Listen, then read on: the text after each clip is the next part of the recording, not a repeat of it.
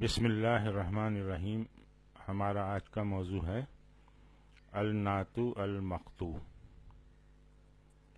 انتہائی اہم موضوع ہے اور اس سے پہلے ہم نے نہیں پڑھا ہے۔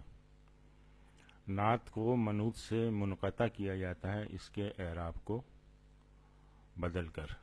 اس کے دو طریقے ہیں۔ اچھا دیکھیں، ہم نے یہ پہلے پڑھا ہے کہ نعت اور منعوت جو ہے وہ چاروں پہلوؤں سے ایک دوسرے کے مطابق ہوتے ہیں، یعنی نعت تابع ہوتی ہے منعوت کے اعراب کے اعتبار سے، حالت کے اعتبار سے، جنس اور عدد کے اعتبار سے، لیکن یہ ایک ایسی نعت ہے جو اعراب کے اعتبار سے منعوت سے مختلف ہے۔ اب یہ کس طرح ہوتی ہے، اس کے دو طریقے ہیں۔ ایک طریقہ یہ ہے کہ مبتدا کو مقدر مان کر، یعنی مبتدا کو حذف کر دیتے ہیں، تو اس کی جو خبر ہے وہ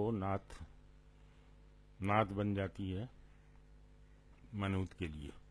اور دوسرا طریقہ یہ ہے کہ فعل کو مقدر مان کے، یعنی اس کے فعل کو حذف کر دیا تو جو مفعول بھی ہے وہ نعت کے طور پہ آ جاتے ہیں۔ مثال سے اس کو سمجھتے ہیں۔ اطعم ھذا الولد المسکین۔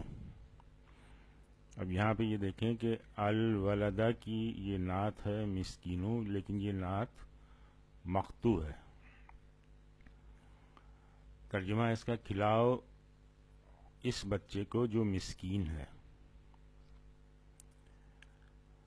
المسکینو نعت مقطوع ہے کیونکہ یہ خبر ہے جس کا مبتدا ہوا مقدر ہے، یعنی یہاں پہ مبتدا تھا ہوا، اس کو مقدر کر دیا گیا، یہ خبر جو ہے اس کی نعت بنی ہوئی ہے۔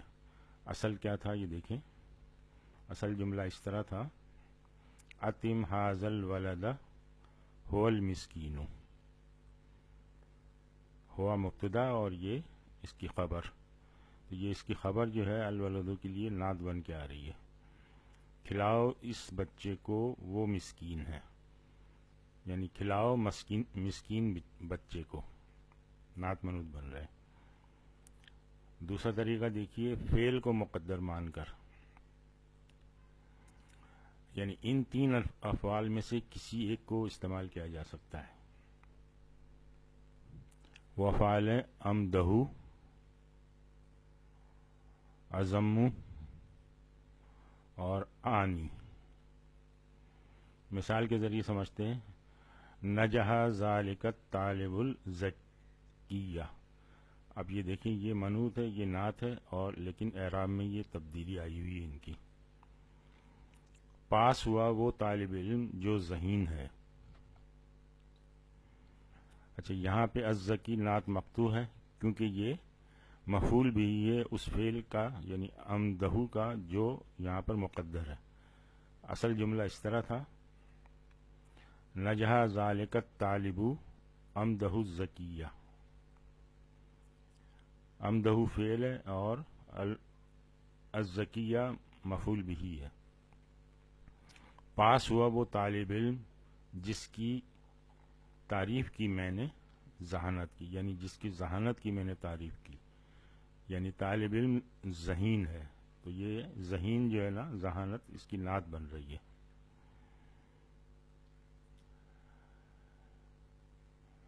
دوسرا لفظ دیکھیں، اضم۔ ما سلمت علی ذالک الرجل المتکبر۔ اب یہاں دیکھیں، الرجل کی جو صفت ہے وہ متکبر بن رہی ہے، اور اعراب میں دونوں کے فرق ہیں۔ میں نے سلام نہیں کیا اس شخص کو جو غرور کرنے والا ہے۔ یہاں المتکبر نعت مقطوع ہے کیونکہ یہ مفعول بھی ہے فعل اضم کا جو مقدر ہے۔ اصل اس کا یہ تھا، ما سلمت علی ذالک الرجل اضم المتکبر۔ یہ اضم یہ فعل ہے اور المتکبر اس کا مفعول بھی ہے۔ میں نے سلام نہیں کیا اس شخص کو میں مذمت کرتا ہوں اس کی جو غرور کرنے والا ہے. یعنی شخص کی صفت جو ہے وہ غرور ہے، اور یہ یہاں پہ المتکبر استعمال ہوا ہے، لیکن ان کا اعراب تبدیل ہے. آنی، اوپر جو ہم نے دونوں مثالیں دی تھی اس میں آنی بھی استعمال کیا جا سکتا ہے، جیسے نجح ذالک الطالب آنی زکیہ، پاس ہوا وہ طالب علم، میرا مطلب ہے ذہین طالب علم. اسی طرح ما سلمت علی ذالک الرجل عن المتکبر، میں نے سلام نہیں کیا اس شخص کو، میرا مطلب ہے جو غرور کرنے والا ہے. تو اس طرح سے یہ تینوں الفاظ استعمال ہو گئے. اچھا، اب ہم یہ دیکھتے ہیں کہ آخر اس کی وجہ کیا ہے کہ اس کے اعراب کو تبدیل کیا گیا، اس طرح کیوں استعمال کیا گیا. تو نعت مقطوع کے استعمال کرنے کی حکمت یہ ہے کہ سننے والے کی توجہ مبذول کرائی جائے، جیسے ہی سننے والا اعراب کی تبدیلی محسوس کرے فوراً متوجہ ہو جائے. اس کی قرآنی مثال دیکھتے ہیں. وَامْرَأَتُهُ حَمَّالَةَ الْحَطَبِ فِي جِیدِهَا حَبْلٌ مِّن مَّسَدٍ، یہاں پر حمالتا نعت مقطوع ہے. اصل عبارت اس طرح تھی وَامْرَأَتُهُ أَزُمُّ یا آنی حمالة الحطب فی جیدها حبل من مسد. یہاں پہ امراتو مبتدا ہے اور ہو جو ہے اس کا مضاف الیہ ہے. ازمو یا آنی یہاں پہ وہ فعل ہے جو محذوف ہے، اور حمالتا مفعول بہ ہے اس کا، اور فی جیدہا حبلم یہ جملہ اس کی خبر ہے، اور من مسدن جار مجرور متعلق خبر. ترجمہ ہے اس کا، اور اس کی عورت میں مذمت کرتا ہوں جو بوجھ اٹھائے پھرتی ہے، اس کی گردن میں کھجور کی چھال کا رسہ ہوگا. تو اس طرح سے یہ آپ نے دیکھا کہ اعراب کو تبدیل کر کے نعت مقطوع کا استعمال کیا گیا.